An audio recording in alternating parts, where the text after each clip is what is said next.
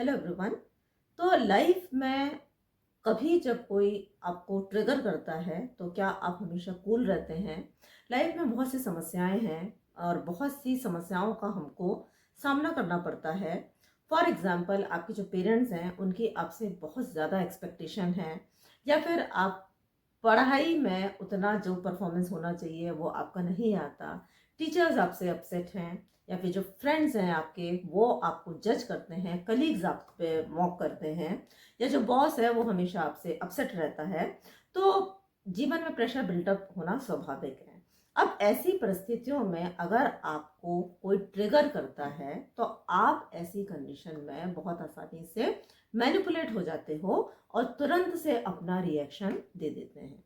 तो आज का वीडियो इस बात पर है कि जब भी हमको कोई ट्रिगर करता है, जब भी लाइफ में हमको कोई अननेसेसरी में पोक करता है, चाहे जानबूझ के चाहे अनजाने में, तो ऐसे में हमें रिएक्ट करना चाहिए या फिर हमें रिस्पॉन्ड करना चाहिए। तो आज हम इसी टॉपिक पर बात करेंगे। तो जो एक बेसिक डिफरेंस अगर हम देखें रिएक्शन में और जो रिस्पॉन्स में, है ना। अगर आपको किसी ने ट्रिगर किया है, पर्पसफुली किया है, हो सकता है किसी का नेचर ही है कि बार बार वो आपको इरिटेट करते हैं and they want to bring about कुछ आपसे एक अनवांटेड रिएक्शन लेना चाहते हैं और अपने आप को सुपीरियर फील करना चाहते हैं। What ever is the situation, तो जो रिएक्शन होता है, जब भी स्टिमुलस होगा तो उस स्टिमुलस के अगेंस्ट में रिएक्शन आएगा। जो एनिमल्स हैं, एनिमल्स के अंदर रिफ्लेक्सेस बहुत स्ट्रांग होते हैं और बहुत तुरंत होते हैं, क्योंकि उनकी जो लाइफ है वो हमेशा डेंजर में होती है, तो उनको प्रतिपल उनको रिएक्ट करना पड़ता है। लेकिन ह्यूमंस के साथ में, ह्यूमंस के पास में एक बहुत beautiful reason gifted logical critical mind है, और इस माइंड के द्वारा वो किसी भी रिएक्शन को देने के पहले वो थोड़े समय के लिए वो समझ सकते हैं, उनके पास में वो एक अंडरस्टैंडिंग है कि हमको रिएक्ट करना है कि नहीं। तो जो बेसिक डिफरेंस रिएक्शन और जो रिस्पॉन्स है उसके बीच में ये है कि in response there is a certain degree of understanding, है ना। जब आप अपनी बुद्धि का उपयोग करके तुरंत रिएक्ट नहीं करते और उस पर आप मनन करते हैं, चिंतन करते हैं, और उसके बाद में जो अपना रिएक्शन देते हैं, तो फिर वो रिएक्शन नहीं रह जाता, उसको हम फिर रिस्पॉन्स बोलते हैं। अब हमको रिस्पॉन्स क्यों देना है ना। रिस्पॉन्स देने का किसी भी परिस्थिति में रिएक्शन से ज़्यादा अच्छा है आपका रिस्पॉन्स, क्योंकि रिएक्शन के अंदर आपकी अंडरस्टैंडिंग नहीं होती, है ना। वो तो जिसने जैसा जैसा एक्शन आता है उसी के जैसा हम ज़्यादातर रिएक्ट कर देते हैं, उसमें हमारा जो कॉन्शियसनेस का कोई उसमें रोल नहीं होता।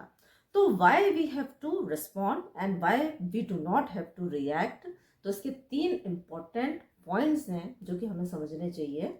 और पहला पॉइंट ये है कि whenever you do not react then you give the power to yourself.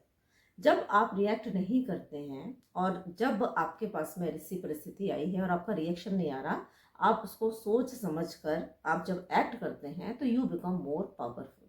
कैसे?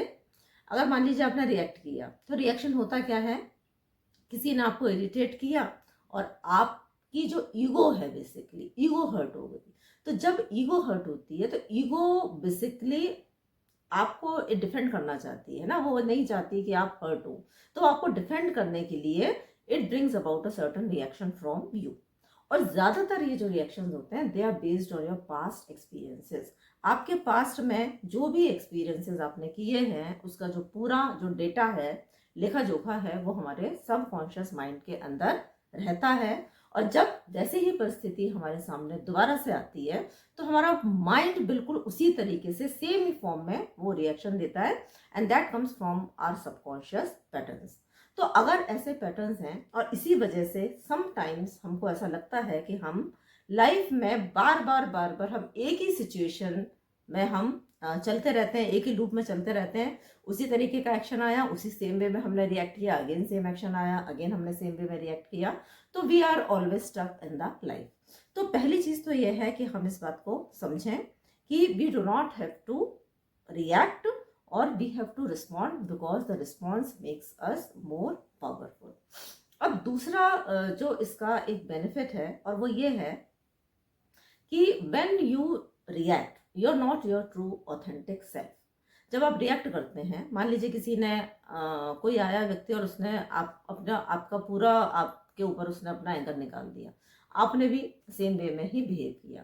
तो जब आप रिएक्ट करते हैं तो हो सकता है आपको for very small fraction of a second आपको अच्छा लगे कि आपने भी उनको बराबरी से सुना दिया, थोड़े समय के लिए आपको सेटिस्फेक्शन लगे, आपको अच्छा फील हो। बट थोड़ा समय पास होने के बाद आप खुद महसूस करेंगे कि आप उन पलों में जिसमें आपने अपना रिएक्शन दिया, you were not your true authentic self. आप नहीं चाहते थे, आप वैसे पर्सन नहीं हैं, लेकिन सामने वाले ने इरिटेट किया और आपने भी उनको उसी लैंग्वेज में आंसर कर दिया, तो आपने अपना आपा खो दिया। आप उन क्षणों में अपने कंट्रोल में नहीं थे, आपकी ईगो ने उस समय चार्ज ले लिया और इस वजह से बेसिकली जो आप अपना आपा खो चुके और उसकी वजह से आपने एक बहुत ही एक अनसर्टन वे में आपने रिएक्ट किया। तो जब आप अपने ट्रू ऑथेंटिक सेल्फ में नहीं होते तो बाद में यहाँ पर आप दो धारी तलवार से मारे जाते हैं। एक तो वो कि सामने वाले व्यक्ति ने आपको इतना कुछ सुना दिया, और दूसरा आपने अपना स्टैंड नहीं लेके, आपने अपने बुद्धि का इस्तेमाल नहीं करके आपने भी उनको कुछ कुछ ऐसी बातें कह दी जो कि आप नहीं कहना चाहते थे और आप वहां पे ट्रू ऑथेंटिक सेल्फ नहीं थे। तो इसीलिए जो रिएक्शन है इट इज़ नॉट गुड। और जो तीसरा जो हम इसका एक ये समझ सकते हैं, और वो ये है कि when you react in the same way जैसे कि सामने वाला व्यक्ति कर रहा है, तो you add more negativity to the stuff, है ना। तो आप जैसा सामने वाले ने रिएक्ट किया आपने भी वैसे ही कर दिया, तो आपने उस जहर वाले वातावरण में आपने भी और जहर घोल दिया, आपने भी उनकी नेगेटिविटी के अंदर कंट्रीब्यूट किया। और जब आप नेगेटिविटी के अंदर कंट्रीब्यूट करेंगे तो आप नेगेटिविटी को ही फैलाओगे ना। ऐसे समझें, आप मॉर्निंग में उठे किसी दिन और आपका मूड बहुत अच्छा था और बहुत अच्छी आपकी नींद हुई and you were very fresh, और आप अब जिन भी लोगों से मिलेंगे तो आप उस पॉजिटिविटी को दूसरे लोगों में इम्पार्ट करेंगे। लेकिन अगर किसी दिन आप फ्रेश मूड में नहीं थे, आपकी नींद पूरी नहीं हुई, आपका मूड अपसेट था, कुछ ऐसा हो गया कि आपका दिमाग ठीक नहीं था, और ऐसे में जब आप जितने भी लोगों से आप मिलेंगे तो आप उन लोगों को भी अपनी नेगेटिविटी ही पास ऑन करेंगे।